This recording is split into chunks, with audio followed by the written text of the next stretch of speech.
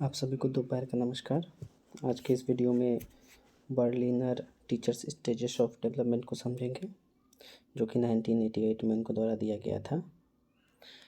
इसमें David Berliner बताते हैं कि एक शिक्षक अपने शिक्षण कैरियर के दौरान अनुभव और विशेषज्ञता प्राप्त करते हुए कैसे विकसित होता है ना, जैसे कि धीरे धीरे वो अपने टीचर डेवलपमेंट में कैसे विकास करता है। ठीक, तो उन्होंने इसके लिए कुल 5 स्टेजेस दिए हैं। उसमें से पहला स्टेज है नोविस, जिसे नौसिखिया। दूसरा स्टेज है उन्नत नौसिखिया, जिसे एडवांस बिगिनर। और तीसरा है सक्षम, जिसे कॉम्पिटेंट। चौथा है कुशल, जिसे प्रोफिशिएंट। और पांचवा है विशेषज्ञ, जिसे मास्टर या एक्सपर्ट भी कहते हैं।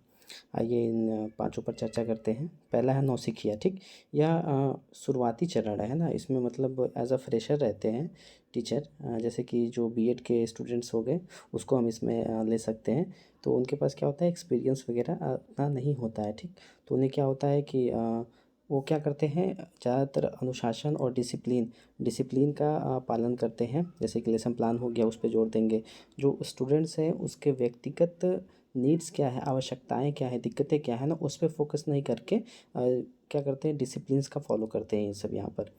इसमें चुनौतियाँ क्या होती हैं कि अनुशासन का पालन करना है, टाइम का मैनेजमेंट करना है, इन सब पे वो ज़्यादा जोर देते हैं। ठीक, फिर धीरे धीरे उनमें विकास होता है। फिर उन्नत नौसिखिया बनते हैं, मतलब एडवांस बिगिनर से थोड़ा उनका लेवल अप हो जाता है। इसमें क्या विशेषताएं हैं कि वो छोटे छोटे अनुभवों से क्या करते हैं, सीखते हैं।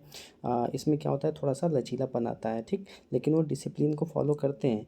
लेकिन इसमें फिर क्या चेंजिंग आती है कि स्टूडेंट्स की जो नीड्स होती है ना, वो उसको पहचानना शुरू करता है। लेकिन इसमें भी क्या चुनौतियाँ रहती हैं कि जैसे कि सिलेबस हो गया, टीचिंग मेथड्स हो गया, उसको कैसे अप्लाई करेंगे, किस तरह से करेंगे, उनको इसमें समस्याएं आती हैं। फिर तीसरा है सक्षम, कॉम्पिटेंट। लगभग इसमें हम लोग 3 से 5 साल का इसमें एक्सपीरियंस मिल जाता है। और इसकी क्या विशेषताएं हैं कि ये सभी समस्याओं पर क्या होता है, विभिन्न समस्याओं पर डिफरेंट प्रकार के अलग भिन्न भिन्न प्रकार के रणनीतियाँ बनाने लग जाते हैं कि कैसे क्लास का मैनेजमेंट करेंगे, कैसे अपनी टीचिंग मेथड का यूज़ करेंगे, कैसे उसे कुशल बनाएंगे। इन सब में चेंजिंग लाना शुरू करते हैं। तो इसमें भी कुछ चुनौतियाँ होती हैं, इसमें कुछ असहज महसूस करते हैं वो लोग, है ना। मतलब कुछ अभी पूरे तरीके से वो क्या होते हैं, एज अ पढ़ाने के लिए एकदम सक्षम अभी उतना नहीं हो पाते हैं। कुछ उसमें उन लोगों में असहजता होती है। फिर चौथा स्टेज है कुशल, प्रोफिशिएंट। अब इसमें क्या होता है, लगभग 5 साल के से ज़्यादा का अनुभव इसमें प्राप्त हो जाता है। और वो क्या करते हैं, अपने अनुभव का प्रयोग करके, अंतर्ज्ञान का प्रयोग करके उसको वहाँ पे अपने टीचिंग का प्रदर्शन करते हैं। ठीक, और यहाँ पे क्या होती है, सहजता आने लगती है। और बच्चों की क्या नीड्स है उसका वो अनुमान लगा करके अपने मेथड्स का, जो भी टीचिंग मेथड हो गया, उन सब का क्या करते हैं ये लोग, यूज़ करना शुरू कर देते हैं। ठीक, जो भी जटिल टीचिंग में प्रभावी प्रतिक्रिया होगी, जो भी जटिल से जटिल टीचिंग क्या कर सकते हैं ये लोग, ईजिली कर पाते हैं। ठीक, और एज अ मेंटर के रूप में, संरक्षक के रूप में क्या करते हैं ये लोग, अपने टीचिंग को प्रभावशाली बनाते हैं। फिर स्टेज 5 आता है विशेषज्ञ।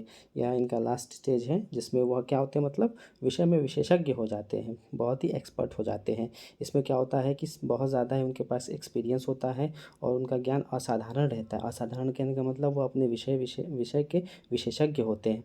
और इसमें क्या क्या इनकी विशेषताएं होती हैं कि इनमें जब यह पढ़ाते हैं तो इसमें बहुत ही ना के बराबर त्रुटियां पाई जाती हैं इनके प्रदर्शन में, टीचिंग के। और इनके पास गहन ज्ञान होता है। और उसके बाद जैसे गाइडेंस हो गया, काउंसलिंग हो गया, इन सब में भी क्या हो जाती है, काफ़ी एक्सपर्ट हो जाते हैं। और इनमें व्यापक रूप से एज अ टीचर के बहुत सारे मतलब एज अ टीचर के रूप में आ जाते हैं। यह बर्लिनर टीचर्स के जो स्टेजेस है डेवलपमेंट के, किस प्रकार से नोविस से लेकर के एक्सपर्ट तक एक टीचर अपने आप को विकास करता है, इन चरणों में उन्होंने बताया है।